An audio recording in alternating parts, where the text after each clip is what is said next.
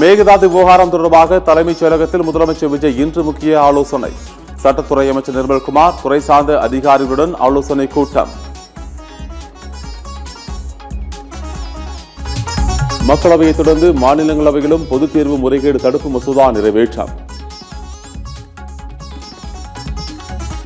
Be taken into consideration. Those in favor will please say aye. Those against will please say no. To move that the bill be passed. Chairman sir, I rise to move that the bill be passed. நாடாளுமன்ற இரு அவைகளிலும் நிறைவேறிய மசோதா குடியரசுத் தலைவரின் ஒப்புதலுக்கு பிறகு சட்டமாகும். வினாத்தாள் கசிவுக்கு எதிராக கடுமையான சட்டத்தை உருவாக்கும் பணி முடிவடைந்து விட்டதாக பிரதமர் மோடி அறிவிப்பு. மாணவர்களின் எதிர்காலத்துடன் விளையாடும் வினாத்தாள் கசிவிடும் கும்பல்கள் தப்பிக்க முடியாது என உறுதி.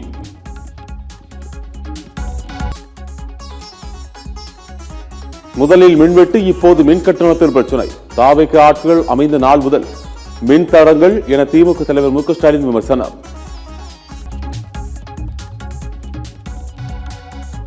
நாளை சென்னை வருகிறார் மக்களவை எதிர்க்கட்சித் தலைவர் ராகுல் காந்தி. முதலமைச்சர் விஜயை சந்தித்து பேச வாய்ப்பு இல்லை என மாணிக்கம் தாக்கூர் சூசக தகவல்.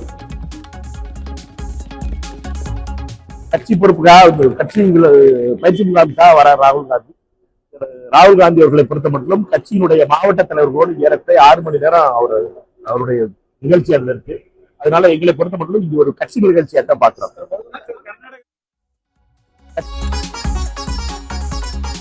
கன்னியாகுமரி, நெல்லை, கோவை, நீலகிரி, தேனி மாவட்டங்களில் இன்றும் நாளையும் கனமழைக்கு வாய்ப்பு.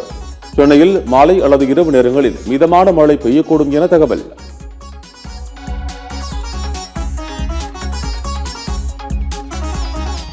சிறப்பாக பணியாற்றிய காவலர்களுக்கு முதலமைச்சர் மற்றும் ஜனாதிபதி பதக்கங்கள். சென்னை எழும்பூரில் நடைபெறும் விழாவில் முதலமைச்சர் விஜய் இன்று வழங்குகிறார்.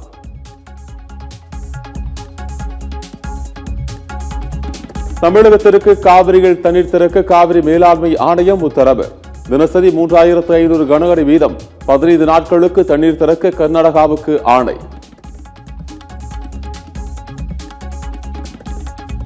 தமிழ்நாட்டிற்கு காவிரியில் தண்ணீர் திறக்க முடியாது என கர்நாடகா மீண்டும் பிடிவாதம். தமிழகத்திற்கு காவிரி நீரை திறக்காமல் அனைத்து கட்சி கூட்டத்திற்கு அழைப்பு விடுத்துள்ள டி.கே. சிவக்குமார்.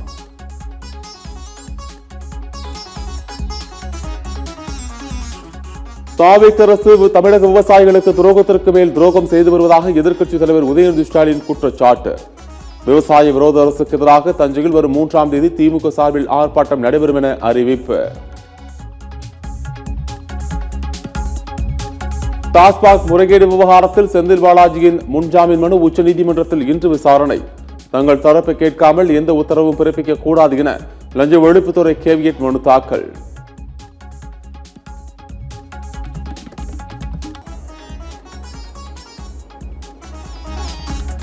எல்னினோவால் தலைவிரித்தாடும் வறட்சியால் வறண்டு காட்சியளிக்கும் காவிரி ஆறு.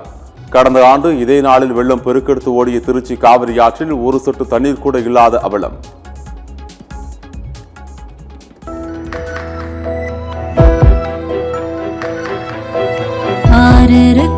பக்கத்துல ஒரு வாகுச்சே வரலாறு சொல்லுச்சே ஊரு மட்டும் இருக்குதையா ஆறு மட்டும் காணல போன இடம் தெரியல.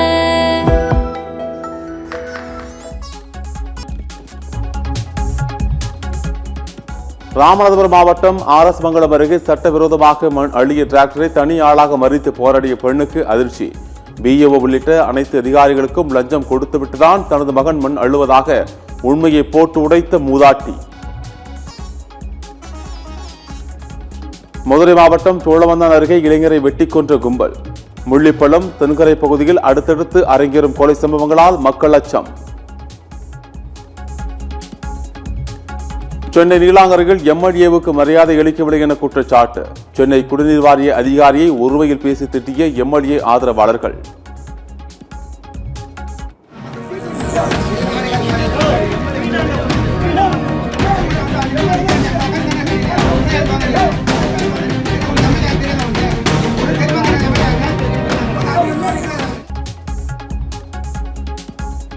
முசிறி அருகே வறட்சியின் கோரப்பிடியால் காய்ந்து வரும் பயிர்களை பார்த்து கண்கலங்கும் விவசாயிகள்.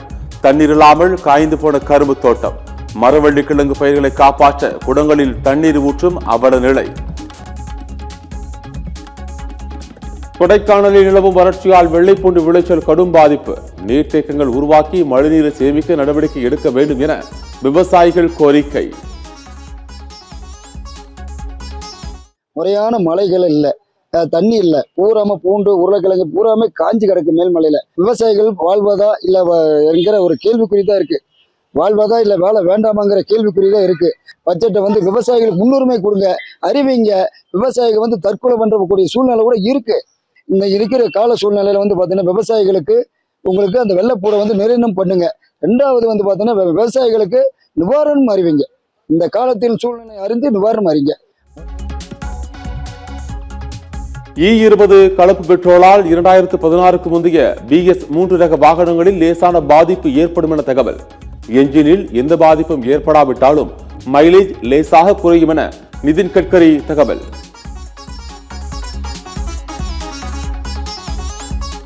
ஆந்திராவில் 16,000க்கும் அதிகமான பள்ளிக்கூடங்களில் ஒரு ஆசிரியர் மட்டுமே இருப்பதாக தகவல். மத்திய அரசின் தகவலை சுட்டிக்காட்டி ஆந்திர மாநில அரசு மீது காங்கிரஸ் கட்சி கடும் விமர்சனம்.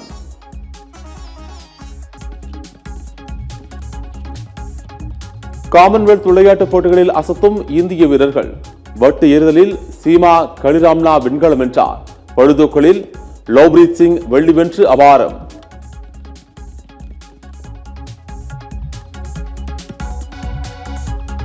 மத்திய உள்துறை அமைச்சர் அமித்ஷா பதவி விலக வேண்டும் என கர்பான்புட்சி ஜனதா கட்சி நிறுவனர் அபிஜித் தீப்கே பேட்டி.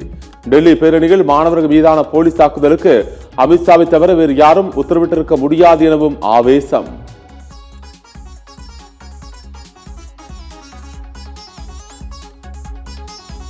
இந்திய ஹாக்கி அணியின் சீருடை நீல நிறத்தில் இருந்து காவிக்கு மாற்றப்பட்டது ஏன்? மைதானம் நீல நிறத்தில் இருப்பதாகவும் சீருடை நீல நிறத்தில் இருந்தால் வீரர்கள் பார்வை பாதிக்கப்படும் என ஹாக்கி இந்தியா விளக்கம்.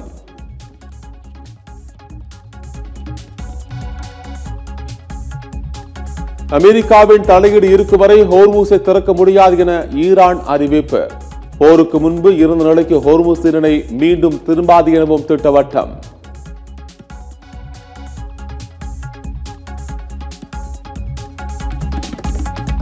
24 ஆண்டுகளுக்கு பிறகு ஆப்பிரிக்காவில் அடுத்த ஆண்டு நடைபெறும் உலகக்கோப்பை கிரிக்கெட் தொடர். தென்னாப்பிரிக்கா, ஜிம்பாப்வே, நமீபியா நாடுகளில் ஒருநாள் உலகக்கோப்பை தொடர் நடைபெறும் என ICC அறிவிப்பு.